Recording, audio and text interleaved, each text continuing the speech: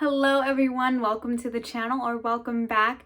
So let's dig a little bit deeper into mindfulness, specifically self-compassionate mindfulness. So self-compassion involves treating ourselves like we would a friend who is facing a hard time in their life.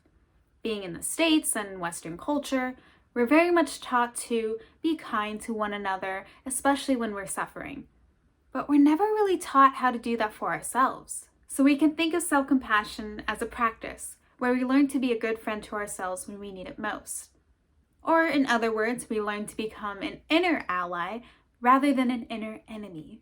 So there are three main elements to self-compassion: self-kindness, common humanity, and of course, mindfulness.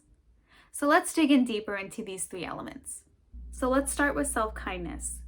Think of the times of when you made a mistake and just how much you beat yourself up over it, rather than support yourself. Self-kindness counters the harsh critiques by providing support, encouragement, and just trying to protect yourself from harm.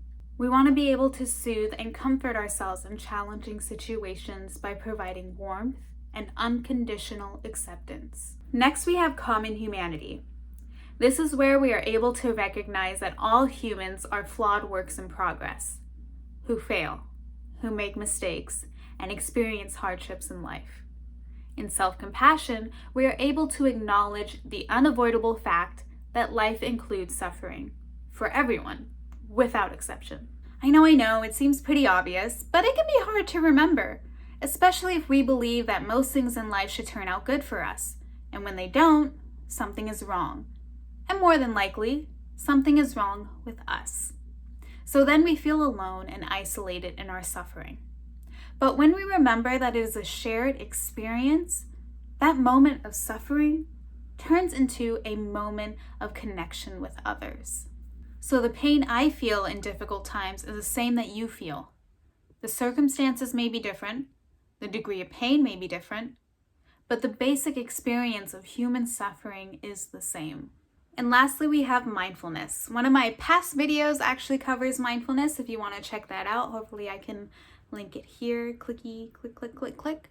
But just to give you a general overview of what it is, mindfulness is about being present, grounded, acknowledging what is happening around you as well as inside of you emotionally without resistance. So why is this part of self-compassion? Because when we acknowledge our suffering and can live with it, then we can respond with care and kindness. A lot of the times, we don't want to acknowledge the pain we're going through and we instantly go into problem-solving mode. Whereas mindfulness allows us to face the truth of our experience, even if it is uncomfortable. Now, you might be concerned that if you focus on the pain, you're going to go into that spiral of anxiety or depression. But when we observe our pain and acknowledge our suffering, it allows us to take a more wiser and objective perspective of ourselves and our lives. Mindfulness would be one of the first steps to take in self-compassion, because having that present mind can help us respond in a new way. So example time to just show all three of these in action. Basically, you make a mistake. Mindfulness, you acknowledge how you feel. I feel angry, I feel disappointed, I feel anxious. Then the common humanity piece comes in. Oh, everybody makes mistakes. I'm sure someone has made the exact same mistake as I had, maybe worse, maybe less, but everyone has made this mistake. Then you go on to the self-kindness piece and you remind yourself, it's okay, you're fine. Provide yourself that support and encouragement, and maybe you'll do better next time. So I want to emphasize that self-compassion is not about being selfish or appearing weak. It actually creates an inner source of strength that increases your courage and resiliency in difficult situations. Also know self-compassion is different from self-esteem. Self-esteem is based on feeling better than others, whereas self-compassion acknowledges that we are all imperfect. So I want you to try to see how you support your friend during hard times and how you support yourself. Are there any differences, any similarities, and how you can contribute more self-compassion into your life?